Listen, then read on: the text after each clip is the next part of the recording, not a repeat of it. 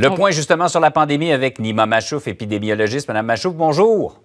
Bonjour, M. Guérin. Je vais commencer par ce sujet-là parce qu'on vient juste d'en parler. Vous en pensez quoi comme spécialiste de ce que le ministre a fait hier, c'est-à-dire le double masque? Est-ce que c'est vraiment efficace? Bien, un masque de procédure, c'est déjà très bien. Ça dépend où est-ce qu'on se trouve. Si on se trouve dans des endroits où il y a forte concentration de personnes potentiellement infectées, peut-être un double masque serait conseillé si le masque chirurgical ne peut pas s'adapter convenablement. Mais vous savez, pour qu'une mesure marche, il faut qu'elle soit acceptée, mais aussi il faut que ce soit faisable. Pour les personnes qui portent le masque 8 heures par jour, c'est très difficile, si on leur demande d'en porter 2, c'est très difficile de porter le masque de manière soutenue. Il faut quand même que les gens soient capables de respirer. Ouais. Donc, il faut faire attention. Les masques de procédure, pour l'instant, c'est très bien.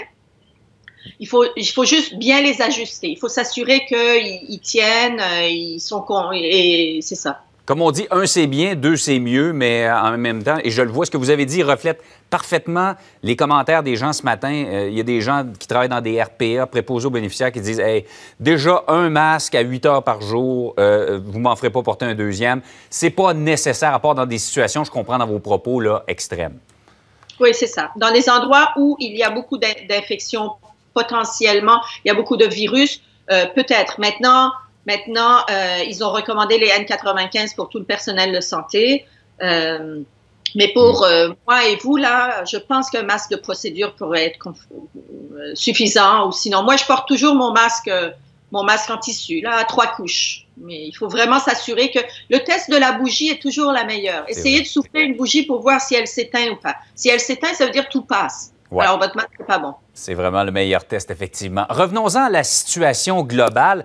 On pourrait se dire, en temps normal, on se dirait, hey, ça commence à bien aller au Québec. On flirte avec le 1000 cas par jour. Les hospitalisations descendent. Ça semble s'améliorer, mais on en revient toujours à ces fameux variants qui sont là, la principale menace, je pense, de voir peut-être une éventuelle 3e vague. On voit les derniers cas hier enregistrés au Québec.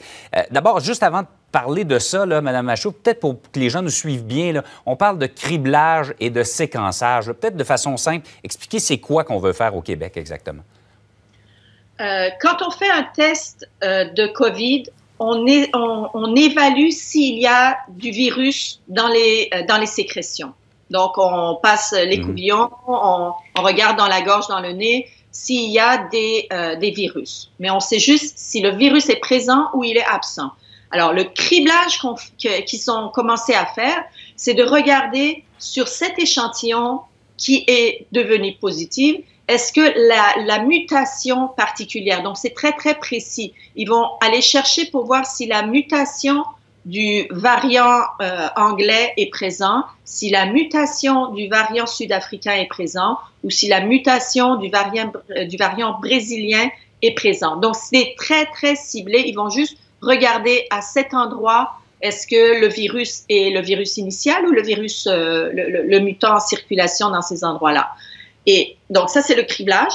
Mais quand on fait du séquençage, c'est qu'on regarde la totalité du génome du virus. On étudie ces gènes dans leur totalité pour voir s'il n'y a pas d'autres parties du virus qui ont muté ou pas. OK. Donc, c'est qui est beaucoup plus lent, qui est beaucoup plus long et qui coûte beaucoup plus cher. Oui.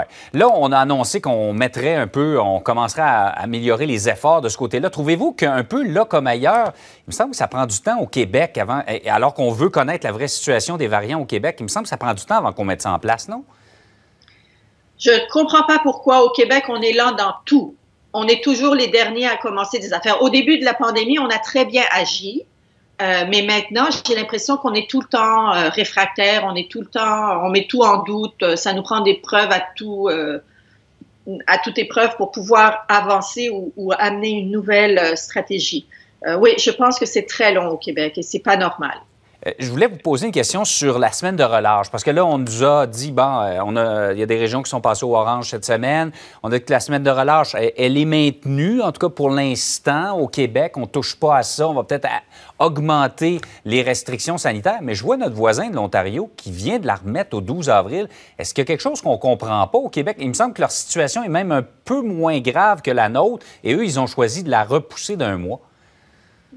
En Ontario, je trouve qu'ils sont ils sont capables de penser à l'extérieur de la boîte et amener des nouveautés, à innover. Je trouve qu'ils sont beaucoup plus capables d'innover que nous ici au Québec. On a l'air un peu trop sclérosé, à mon avis. Mais l'important, c'est de savoir que maintenant qu'ils ont décidé de maintenir la semaine de relâche, ce n'est pas le temps d'aller se promener à l'extérieur de notre zone.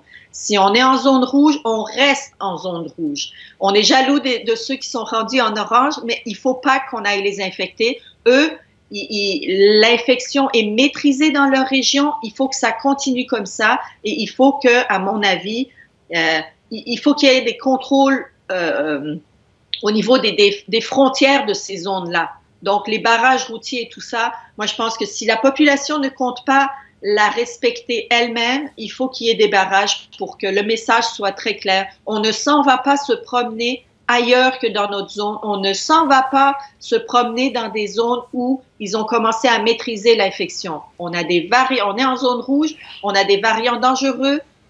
C'est pas le temps d'aller commencer à contaminer tout le monde. C'est pas un cadeau, effectivement, à faire à ces régions-là. Je pense que c'est une conscientisation que tout le monde doit avoir. On a vraiment l'impression que dans les prochaines semaines, on joue là, nos prochains mois de pandémie. Nima Machouf, merci beaucoup de nous avoir expliqué ça ce matin.